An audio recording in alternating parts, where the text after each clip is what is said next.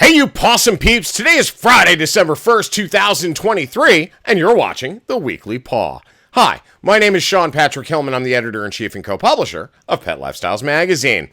So I need to start this week out on a little bit of a sad note, and I need your help. So I need to ask all of you for a favor. This little guy is in need of some serious prayer warrior action. His name is Walter, and he is one of our Pet Lifestyles magazine pack cousins. Now, I say that because he is our official dog training partner, Kate Perry. He is her forever one.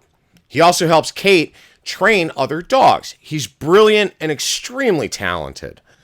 Well, unfortunately, Walter is currently at the hospital with a heart issue. So please keep this little guy in your thoughts and prayers. All right, yes, we did have a special episode on Wednesday because of the mysterious canine respiratory illness that is spreading across the country like wildfire. Now, in case you missed it, let's have another go at it. No, to be honest with you, no one really knows what it is yet. And in order to avoid the mistakes of COVID, I wanted to get out ahead of what we're seeing as a major problem. There's a lot of noise out there, and unfortunately, most of it is wrong. Granted, people are rightly concerned about it and are reacting to every rumor on the internet. So, we made a few calls to our experts and put together a quick advisory to help you navigate this situation as we understand it today. Folks, it is a fluid situation and it's going to change a lot of times over the next few weeks, months, and so on. So first of all, people are saying it's kennel cough. It's not. It's far worse than that.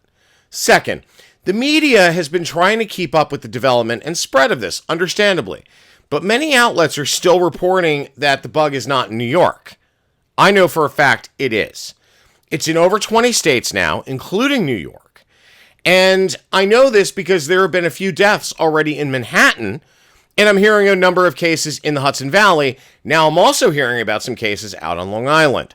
So rather than dwell on the rumor and the ridiculous, we thought we would just throw out some common sense suggestions and advice until we learn more about this new illness. So we sent this out this week on social to make people smile and ensure that they knew what was going on.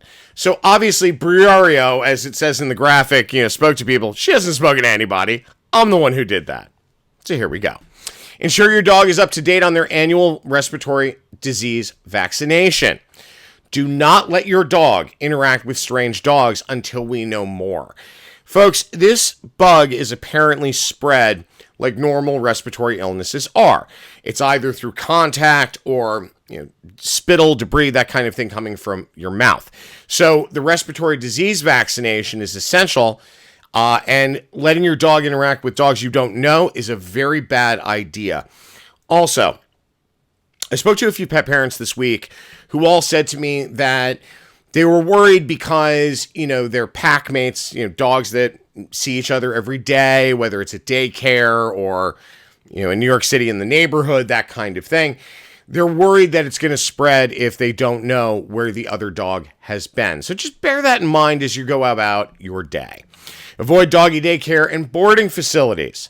Also avoid dog runs and dog parks. And do not let your forever one drink from a communal water bowl. It's extremely dangerous right now because we just don't know enough. And that's the bigger issue here. It was the same thing with COVID. If you don't know something, just admit it. There's nothing wrong with that. But a lot of people who claim they're experts are out there telling people things that are flat out not true. Where we are approaching this is from a common sense perspective until the veterinarian community can come up with a real diagnosis and solution. So in the interim, this is the best that we can do.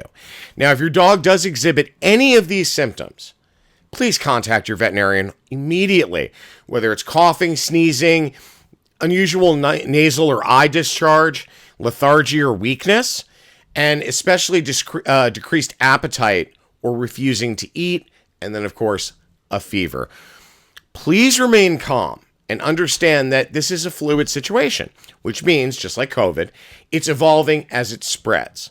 But unlike COVID, We need to remain vigilant and just stay calm until we actually know what we're dealing with.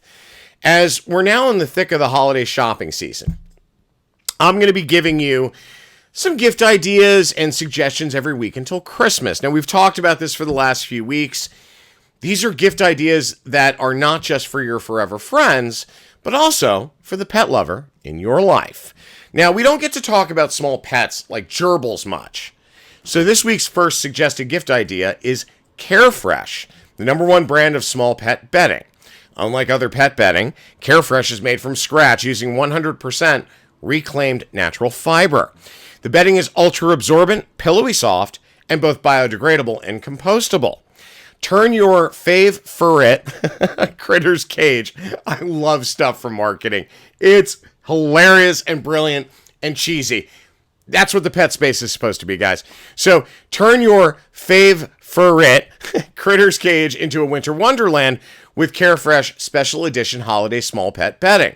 The red and green PAWliday blend is made from scratch with pillow soft, ultra-absorbent, comfy fluff paper fiber designed specifically for small pets.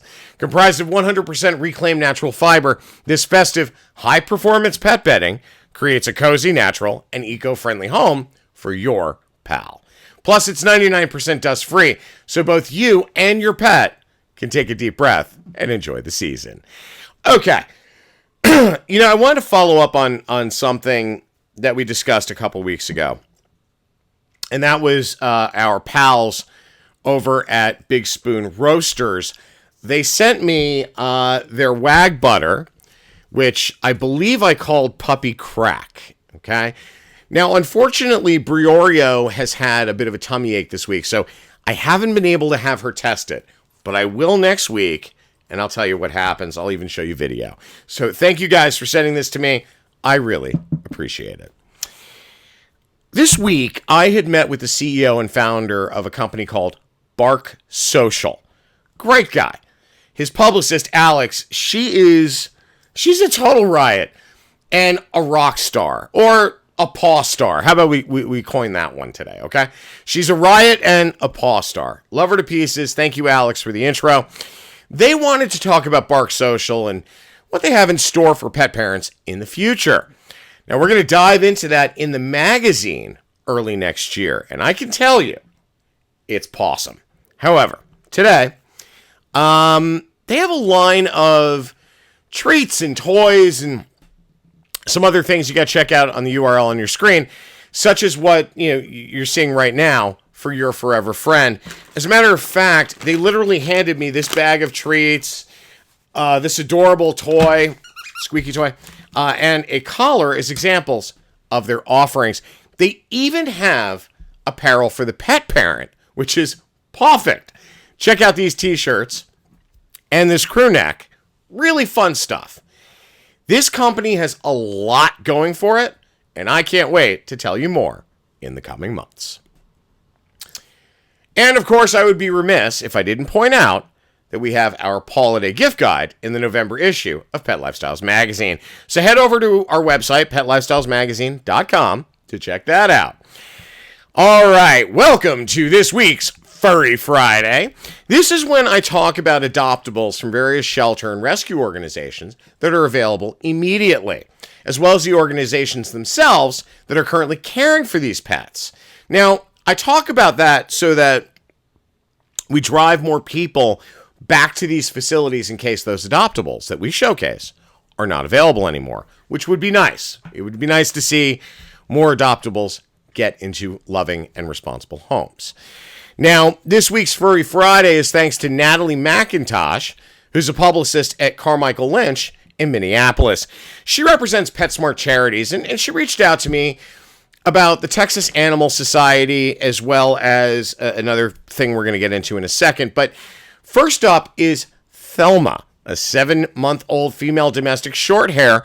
And according to their website, Thelma is a sweet, beautiful little girl. She grew up with her 6 brothers and sister and is a little shy at first, but loves to watch what you are doing and follow you around. Thelma likes to play and would be happy to have another feline friend. I grew up with dogs and cats, and I gotta tell you, I miss having cats. Unfortunately, my wife is deathly allergic. And I think Briorio, quite frankly, would not like a feline in the house. But I have to tell you, having a cat is a very special thing, and I do miss it. So, next up, Balto, another 7-month-old domestic short hair. According to Texas Animal Society, he is a beautiful little guy who was found in the middle of a busy intersection when he was just a baby. He's shy until he gets to know you. He's a bit of a loner, and although he lives with other cats and dogs, he would be okay being the only love of your life. Although he's not much of a lap cat, he does love a good belly rub. He also happens to be good with other cats and dogs. He's a little scared of loud dogs, so you would need to do slow introductions. So, dogs and cats in the same house, believe it or not, is not that uncommon. It's becoming, as a matter of fact, it's becoming even more common. So, consider that if you have a dog in your home and you're interested in a feline, I would highly recommend that you consult with a real trainer to discuss how to introduce a cat into your home before you go out and adopt. Now, let's talk about the organization, Texas Animal Society. The URL is on your screen. Texas Animal Society, which is formerly known as the Montgomery County Animal Society, originated in 2011 to promote and advocate for their local animal shelter. Now, throughout the years, they've continued their mission to rescue animals and find the homes they need while also promoting the health and welfare of pets in the Montgomery County area. So, sorry guys, I have a little bit of a cold coming on, so grasping for air when I can. Please support these folks by volunteering, donating, adopting, or fostering. Now, there's another simple way you can help. If you don't have money and you can't adopt, or you don't have time to volunteer, just share this video. The more we all chip in together as a community, the more animals get into loving and responsible homes, and we can save them. By the way, what you just heard about these two cats was not written by a human. This is what they also contacted me about. Their bios were written by RescueWriter. It's a new artificial intelligence tool released by PetSmart Charities and Deutsch LA. This tool takes just some basic information about a pet and instantly generates a compelling bio for them. That is a massive help to shelters and certainly to foster parents and rescue. So you can learn more at the URL on your screen. Normally, I tend to shy away from AI-oriented stories, but this is very compelling. It's very interesting. And frankly, in a community that is so plagued by short staff and a lack of volunteers, this certainly helps them get ahead. Lastly, here is this week's TGIFurry. Every week I pull some memes from the internet to end the episode with a smile or a laugh. All right, folks, I'm out of time. Stay pawsome. Have a great weekend. We'll see you next week.